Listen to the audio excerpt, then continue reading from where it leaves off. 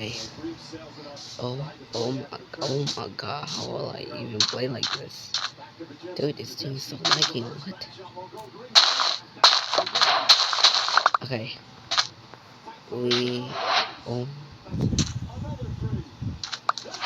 lag is crazy. But then I have to mention you guys that I suck at Minecraft. I am good at PvP though. The worst thing is I am on mobile, so this is Bedrock Edition.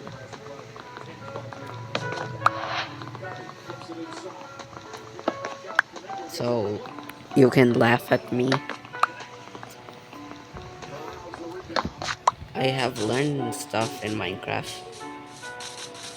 Wait, is this a cave? It can be. Bruh. I know guys, I already said I haven't played. Oh my god. Dude. I made 2 crafting tables. I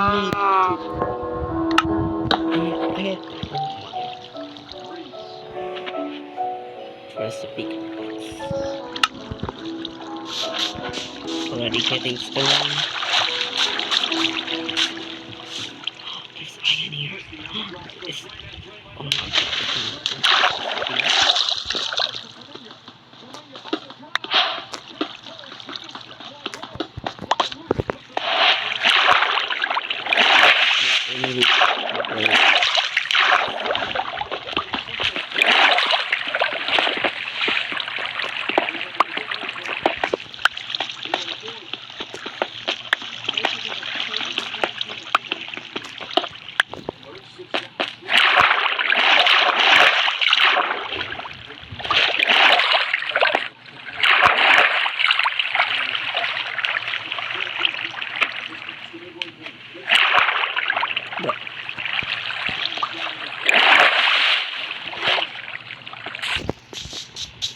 The way that I actually did that is crazy.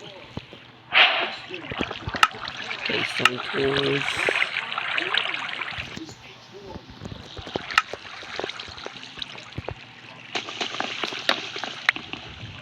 No, just oh my.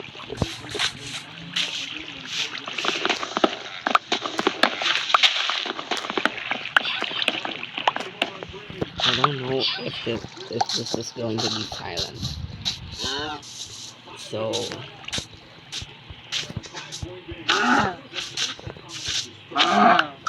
not killing techno.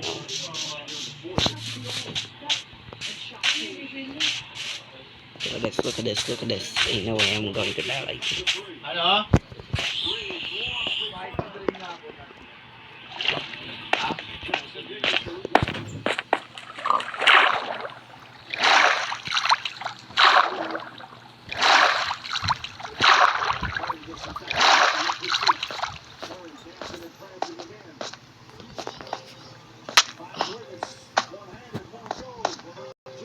Oh my god.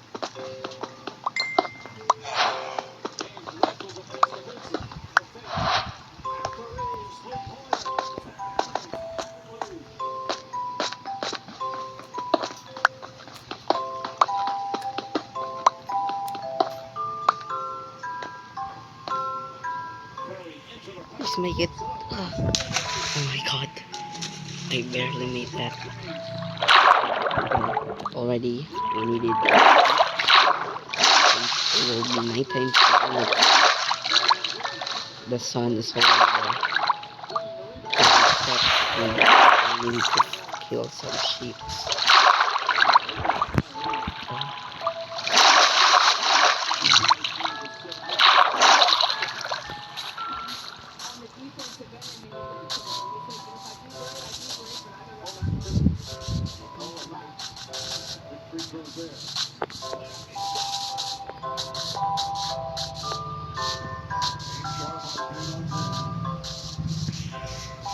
Not touching birds. Sheep.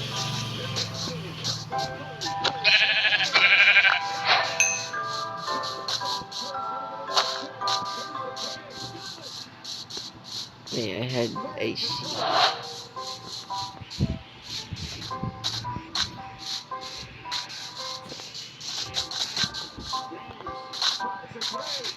Leg. Dude.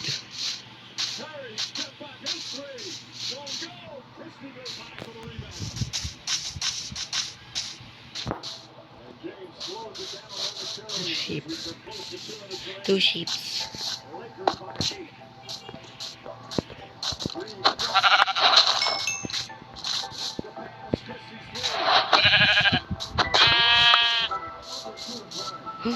Yes.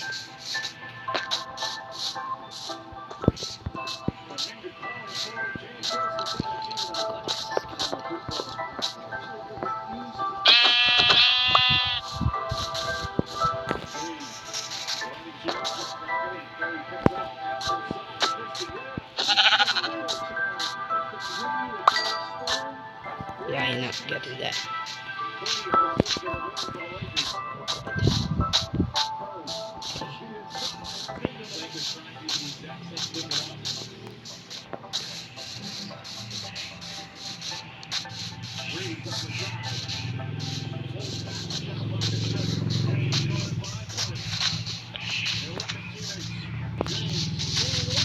So about hardcore Minecraft is that you cannot cheat in here, so this is actually going to be a little bit hard to me.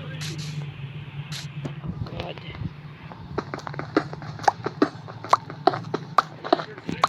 Let's make a little shelter with a crafting table here. So and then here. So to get away from the entrance.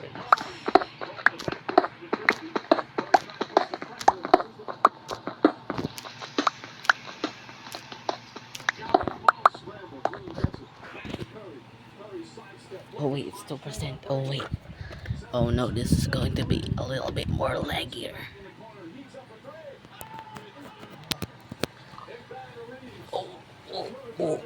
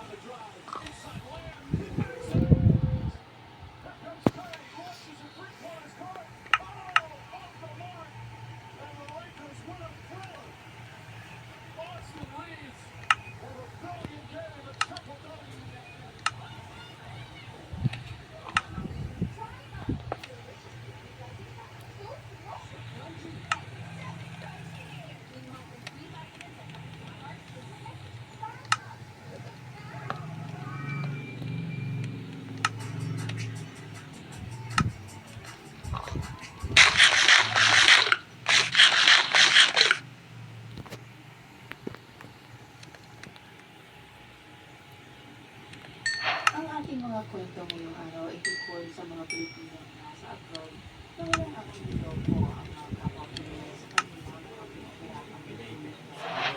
Bago tayo simula ay huwag kayo mag-like, i-click ang subscribe at notification bell para mag-update kayo sa patuloy kagawang programs.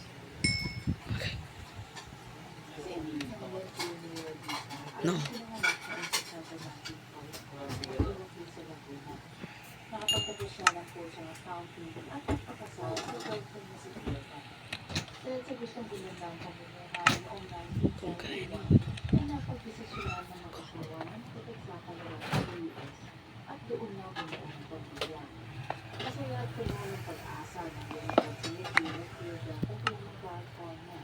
Nang nakarating doon ay kinuha sila ng kanilang partner at ng sinanang plano sa mga susunod nilang taon.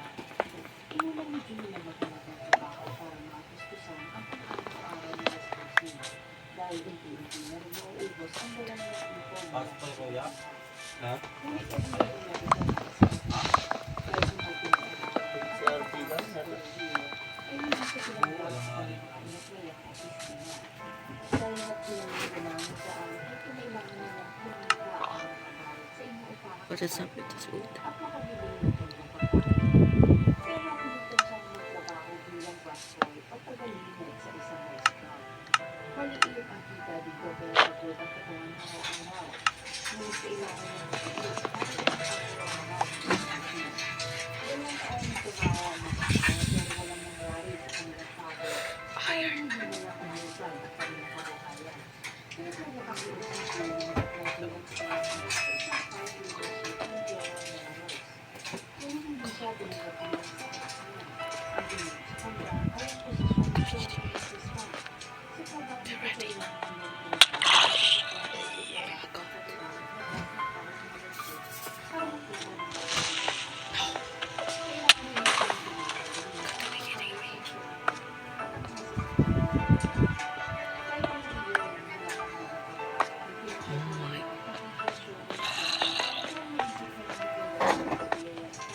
Kaya hindi siya tinanggap niya sa kasama.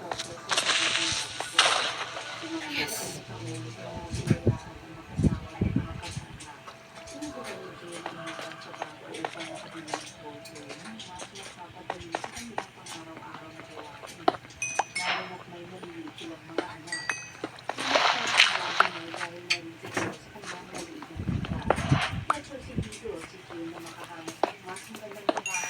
ay ang posisyon ng General Assistant. Sa trabaho nito sa ilang kanyang Dito ay nakumbinsin niya ang manager na siyang karapat-dapat na mag-ayos na kanilang leadership. Napatunayan na naman ang kanyang galing sa mga nagkataon at lagi siyang isa sa mga kapatid sa kanya. Dahil sa kanyang sipag at galing noong 1977 siya tinanong Vice President ng car dealership dahil magmagandang sahod at mga benepisyo ng kanyang trabaho na ibigay niya rin ang mga pangangailangan at libo ng kanyang pamilya at pati na rin ng mga kamag-anak sa Ervin. Nakabili siya ng magandang bahay sa Southern California at sa sakyan ng kanyang pinakaharap. Robot na hotdog? Opo. Ha? Si June ay manatiling mapagkumbaga.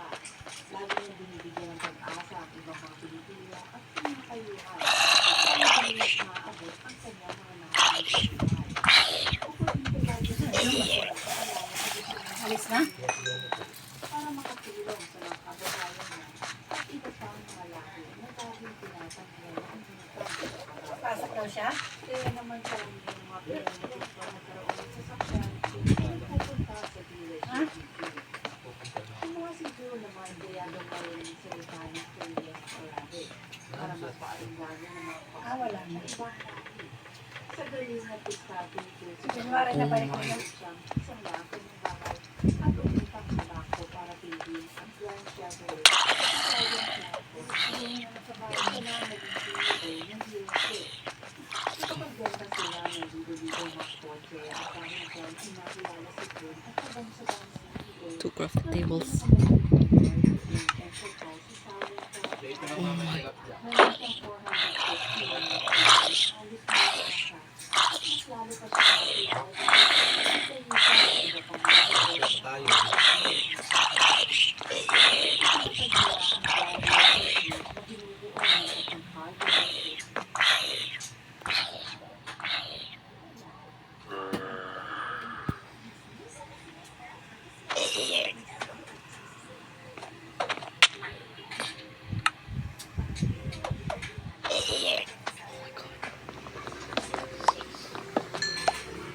Potato.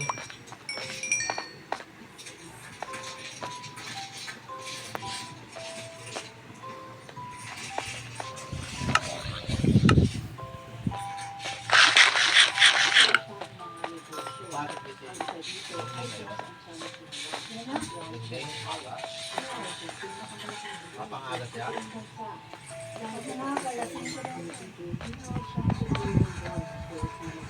Sa 5. Lang.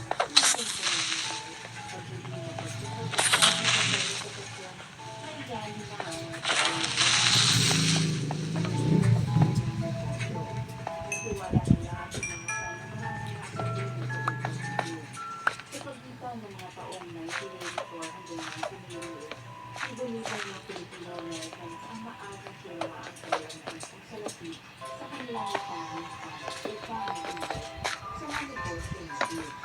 Ito naman ay nangutang ka sa bangko para lamang makakuha ng shares ng pinansa. Nagbabakit sakali na makasabay sa karita ang kanilang iniigil ng gagawin. Ang ilang na isang napang sa nilang mga bakal din na kula-kula sa bangko para lamang makautang ng perang maaari ng ma-invest. Noong 1988, Hindi ka po kumakain. Kumain na po. dahil hindi nila makahirap sa June. Hindi naman sila agad nag-alala dahil maaari meron lamang itong emergency na kailangan i-deliver. Pero nang lumipas na ang 24 oras na hindi nila ito nakikita o nakakausap, ay itinagigay alam na nila ito sa pulisya. Pero kahit sila ay wala rin makalat na impormasyon kung nasaan na si June. Akala ng marami ito ay nakuha kung nasa province ng elemento dahil pinayat-mayaman sa June. Ngunit nabiglang lahat ng sinurgo na nag-reason ang opisina ng government sa June. Doon ay nalaman ng mga tao na hindi pala biktima ng isang pinag-secure at positive sa suspect sa mga nakasalilo at mga tao. Nagbihin mo naka-perfect yung lapis. Grabe yung naka-perfect. Kaya dito siya, pinapahit na. Dalawa daw sila ang Accepted.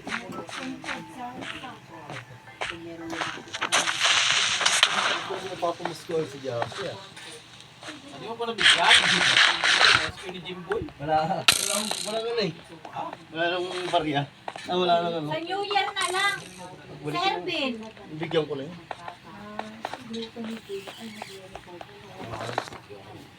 Dahil dito magpapahal sila ng Pinamasuhan ko nga yun. Tapos ang red kasi insurance company. Yung nagpapayag na lang. Pagbalik ko na. ang hindi nila alam, pinapakala. Yung boy din eh. Paano nabigay din? Sabi yun, New Year. Jacket Ayon sa ito. nangyari, pinagalit lang Basa ang pa. mga peke ang mga dahil. Let's go. Hindi mo pa hanginan. Kanina ko lang. Hindi niya sinampay. Hindi ko naman alam. Si Armin nagul na ito. Ha? Kay Armin pala to. Kanino? Kay Armin. Nilaban niya ngayon. Basta ito yung kain niya. Bakit nakuha niya? Binigay ko pala to sa kanya. Nakanya po. Kasi ano, basa yata siya. Diba umuulan nun? Tapos linaban niya. Oh, nilaban niya ngayon lang. Binigay sa'yo ngayon? Oo, lumabas ako. Lumabas ko. Kasi nahanap ko eh. Sabi niya nasa akin. Hindi ko na naalala eh. Lasing ka na kasi. Ang shooter pala niya si ano? Siya daw. Yadong pa rin. Di ba wala na daw dati yan? Dati pa eh. Nagbalikan na daw na naman Bakit eh. may tao? Si Ate. Hanggang ngayon sila pa? Oo, ate. Ha? Oo. Wala din siya doon. Nasa Cavite. Wala dyan? Nasa Cavite. Di ba nag-abroad dyan? Hindi mo na-brood yun. Seaman yun. Ha? Hindi mo na-brood yun. Seaman kasi yun. O kaya kasi man. Nag-abroad, iba yun. Nag-ano siya, nagbabiyahe-biyahe. Bumalik na, hindi na siya babalik. Babalik pa yun. Papalis na nga yata ngayong January ulit yun. 6 months lang naman yan. Oo nga. Parang gusto ko rin kahit sana.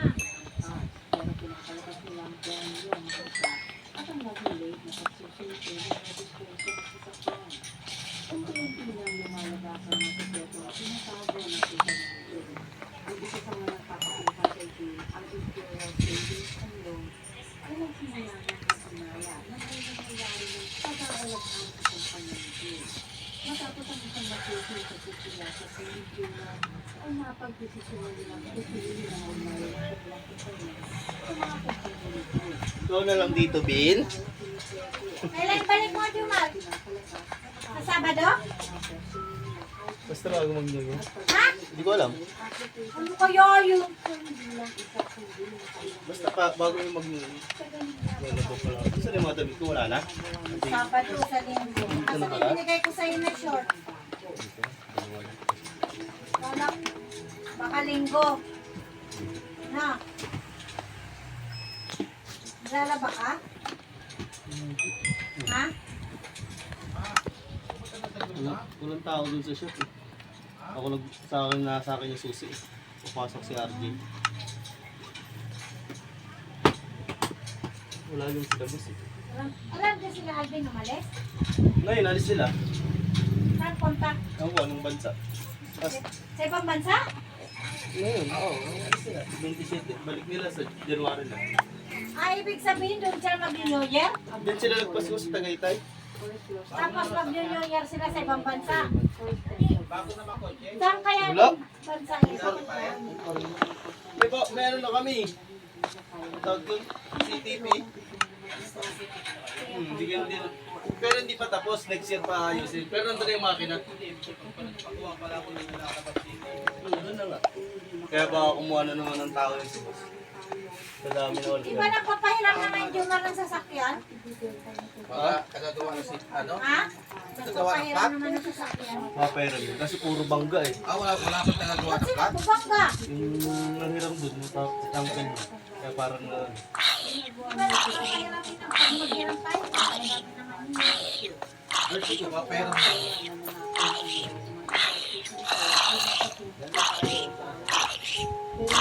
May kamarin. Makita ba yan? Kamarin. Kamarin mayroon na eh.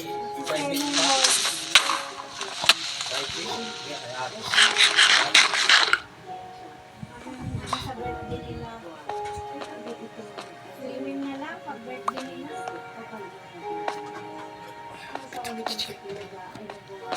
Mga pasok kasi, oh.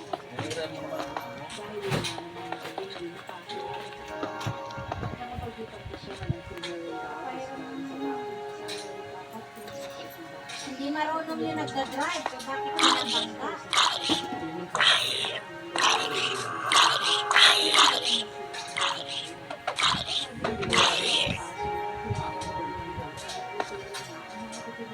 Mayayabang kasi.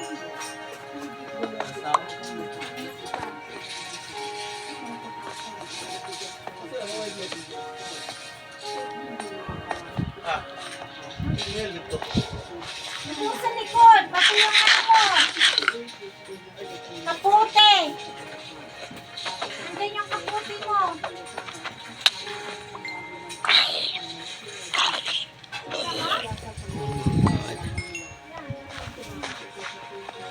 Dude, I needed food. I am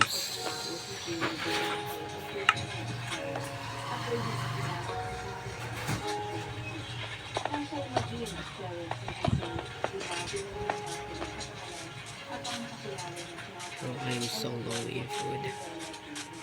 God, give me food. Please, not llama. I don't want to eat a little llama. I wish I have a bone. I have 3. Please. Where is it? Doggy. Oh, it has gun. Attack me. No. Yeah. Yeah.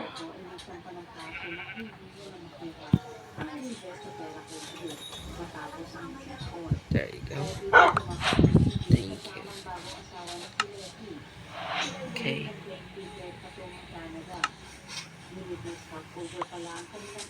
Let's eat a cup of food. Oh, this one. Ayaw ganun yung kagabi. Hindi na daw ilaw ng motor niya.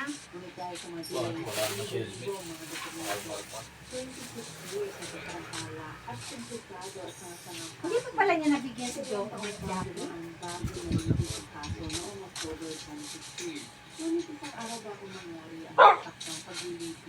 Wait, dog.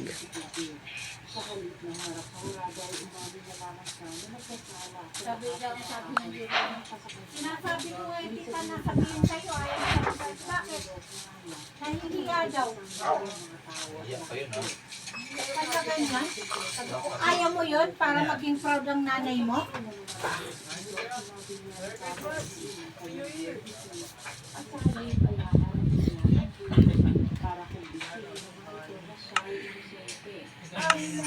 Ito na lang. Parang nagpapumay ka muna.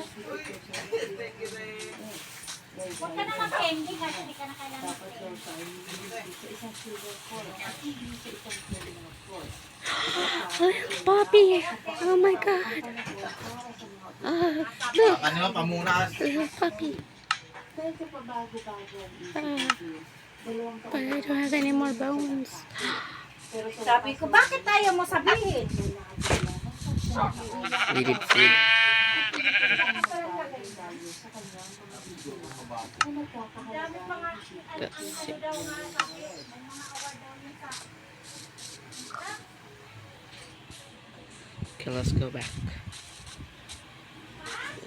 Ha? Alin?